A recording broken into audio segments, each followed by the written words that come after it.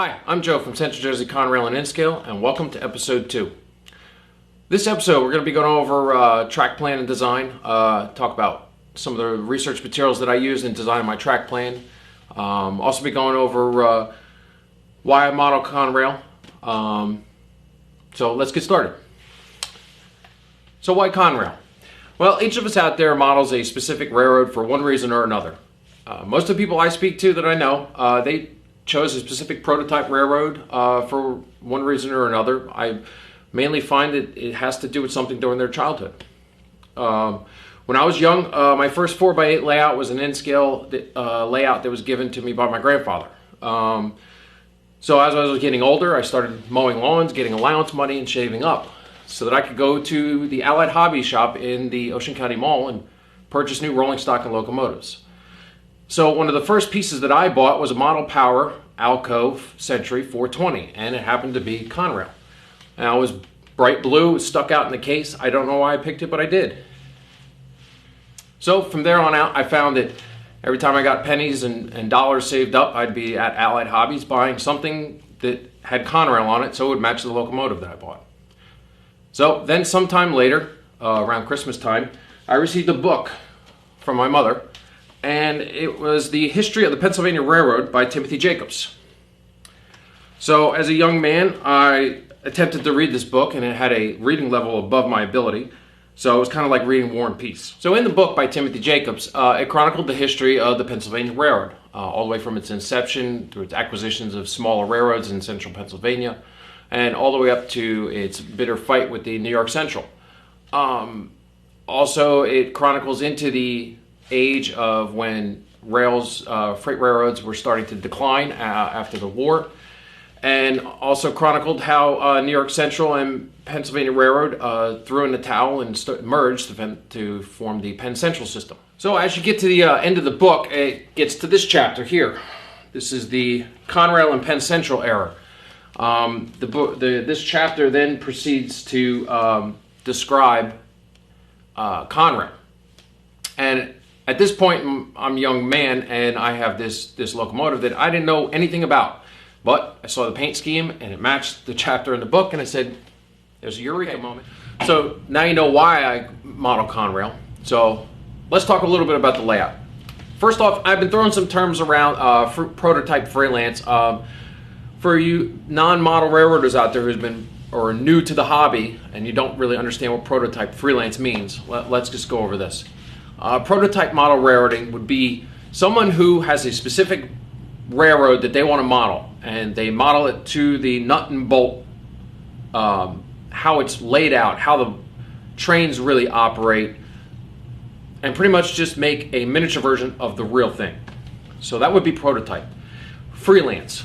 Freelance model railroading is something that someone comes up with an idea and they go ahead and they model this railroad. The railroad may not have ever existed. There's some very famous people out there who are have good freelance model railroads. Like the famous one that comes to my head right off the top is Alan McClellan's Virginia and Ohio. Now what a freelance is you take, for example, Main Street, USA, and Anytown, USA, and you build ABC Railroad to connect Main Street and Anytown, and you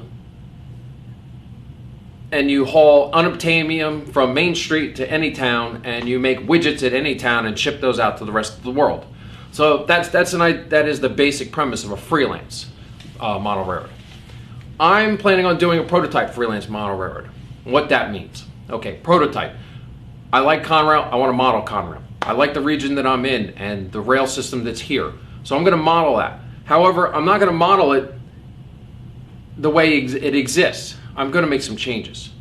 So this is where the freelance aspect comes into it. So New Jersey has no north-south connection for freight rail. So what that means is any freight that comes out of North Jersey, Bergen County, the Newark region, has to go either down the Lehigh line and go into Pennsylvania and then come back down around across the Delaware Bridge south of Philadelphia. Or the traffic can come down through the Trenton line, cross over the Delaware, go into Philadelphia, and and then come back across the Delaware Bridge to service South Jersey out of the Camden-Pavonia yard. So then this was pointed out in the New Jersey DOT's Freight Rail Strategic Plan in 2014, and they specifically said that there is no north-south connection for freight rail and that it is a hindrance here in New Jersey's economy. So I'm going to model that Conrail realized this early on, that there was no north-south connection. So under the rail rationalization plan, they decided to keep a connection to connect their rail yards in the north with the rail yards and businesses in the south. So we're going to model that traffic comes down the Bordentown Secondary across the Freehold to connect to the Southern Secondary and continuing on south to Winslow Junction. Okay. So I'm going to help you guys visualize this whole plan here with some maps, and hopefully this can give you an idea of geography and how New Jersey is laid out by showing it to you visually. So first of all, I use this book, The Comprehensive Railroad Atlas of North America by SPV. It's a great book. They offer it for all different regions of the United States. If you're doing any kind of prototype or prototype freelance model railroading, I would suggest you pick up one of these. It can help you develop your track plan. So, first map we're going to look at. This is a map of New Jersey, actually Central Jersey. So this would be the Jamesburg. You can see Jamesburg. You can see South Amboy. So this is Monmouth and Middlesex counties, and then down on the bottom here is Lakehurst, and that's going to be Ocean County. So looking at this map, those are the rail lines and how they exist. Actually exist in real world. So let me point out the rail lines that are going to be important for them.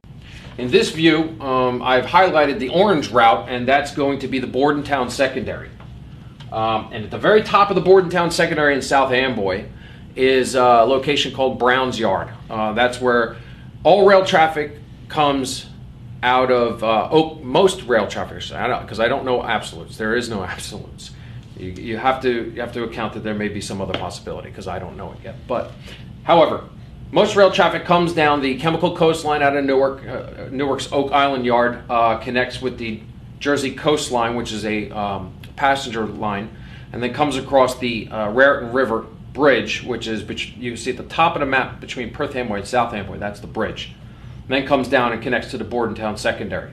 The Brown's Yard you can't see because it's not represented on this map, but it's right there, right around the arrow where it says NJ5. What you're looking at here is that it's two different maps, and I couldn't fit them on one page. So the orange line is going to be the Bordentown Secondary, and that blue line there, the light blue line, is the Gillespie branch, which connects the Bordentown Secondary to the Sayrehurst running track, which was also the old Raritan River Railroad, which was went out of business sometime in the late 80s. The next one I'm going to highlight here in yellow is the Dayton branch. That's the connection from the Bordentown Secondary that used to go to the old Monmouth Junction on the northeast quarter. The connection doesn't exist on the northeast quarter that I know of.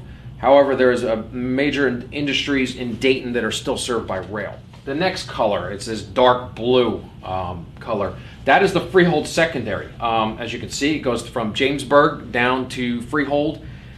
And right around, what you can't see, what's really good about these maps in this atlas, and I recommend it to anybody, is these dashed lines that you see on the map there. They represent abandoned railroads as of the publishing of this map, and I believe this was published in 2002. So what you can't see under the blue line is railroad east of Freehold, around the Howell area into Farmingdale. That line's actually abandoned. It was abandoned under a rationalization plan, and it's overgrown, but it's still there. So under my track plan, this is still going to be an active line all the way into Farmingdale. So the next color I'm putting up here on the screen for you is green. The green color is the Southern Secondary. Now, for all you CNJ fans out there, that is your bread and butter. That's the main line out of Communipaws Terminal in Jersey City and ran all the way down to Bridgeton. That was the route of the Blue Comet. So I've highlighted all the way down to Lakehurst. And the next color I put on there is this light pink color. This is the Toms River Industrial line. This was the connection for the CNJ to head into Seaside and the resort area. It was abandoned sometime in the 60s, I believe, east of Toms River. However, it was still active all the way into the late 80s because of Ciba-Geigy, which is actually listed on the Superfund site because it was a highly contaminated resin manufacturing plant. However, I'm going to represent that too because I want connection to the Ciba-Geigy. So this next map here, this one here, these are the lines that are going to be represented on the layout. Orange is the track that you're actually going to see on the track plan, and then the green areas are off layout connections. So what that means, here's what that means. Off layout connections would be a connection to some kind of staging area. So for those of you who don't know what staging is, let's think of model railroading as a play. You have your bench work represents the stage. Your buildings and your structures and your trees and all that represents the scenery. And our trains are the actors. So the actors come on screen, on stage and tell a story. So off stage on the wings, you have these actors who are ready to come in on their cues for the next scene. That's what staging is. Staging is the wings off the side, off the stage where the actors are waiting to come in for their next play, their next scene. So these green areas on this map are going to be the connections to staging. Now I'm going to pop up this diagram. This is my proposed track plan here. It's all drawn to scale. I've been working on this for a long time.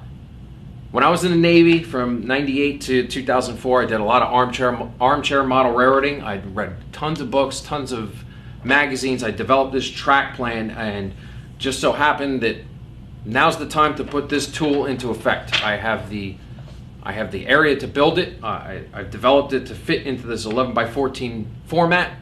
So I'm very excited. We're getting ready to embark on something that I've been working for years. So now let me describe to you a little bit here that there's some things I don't know if you understand. Right here on it's going to be the lower left corner of the map, there's a connection. There's a little letter A. The letter A will go over to connect with the letter D, and that's going to be a hidden return loop. The reason I've done this is because I want to have continuous run. So this long return loop underneath will allow me to have the continuous run. So the days I don't feel like doing operating schedules, I just want to sit down and run trains, I can. So that's what those are. Also down here where the letter A is on the lower left, what I didn't draw in here on this track plan is that is the wall there. That wall butts up adjacent to a closet here in the basement that I'm going to be taking for staging. And in that closet, I'm going to have a staging yard. I'm thinking maybe 8 to 10 tracks. This way I can have trains staged to run on continuous runs. Also for when I start doing operations and running timetables, or I can have trains ready to come onto the layout.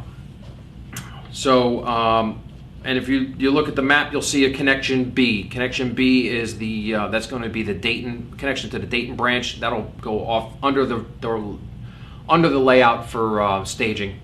And also C is connection to the southern secondary, because on my track plan, rail traffic will come out of Browns Yard through Jamesburg, down through Englishtown and into Freehold, and come to Farmingdale. Then they will turn south on the southern secondary and proceed through Lakewood, into Jackson, into Lakehurst, and then head off track, which will be down to Winslow Junction to make connections. So very excited. I think it's a good track plan. It's pretty solid. I did a lot of work. So I hope you guys had a great time this episode. I had a good time making it. Telling you guys what my thinking is and where I'm coming from, showing you all the research that I've done. Check us out on Facebook. I got this Facebook page up and running. I'm going to start putting photos up. You guys can check it out. You can also post and talk to me about it. Also, respond to me on my YouTube channel. I check it very frequently, and I appreciate all the positive feedback. I appreciate everybody out there who helped me. Also, on my YouTube channel, I just found a new guy out there, Mike Fifer. Go check his channel out. The guy's doing some great things in N-Scale. I love his layout, how It's progressing. It's a living, breathing thing, and it just goes to show you, you're never done. Once you think you've got the last landscaping done on your layout, you're going to want to change it. And Mike Fifer, he's out there showing everybody how to do it. Next episode, episode 3, is going to be rail operations. I'm going to go over my schedule, how I'm going to run trains, give you guys a little feel, and I'm not gonna lie, I'm stalling a little bit. I'm running behind schedule here. Getting construction started, so I'm just trying to fill in a little time, but it's coming. Stick with it. It's gonna be a great time. I'm taking you from the beginning all the way until I get trains running. So thanks for watching. I'll see you next episode.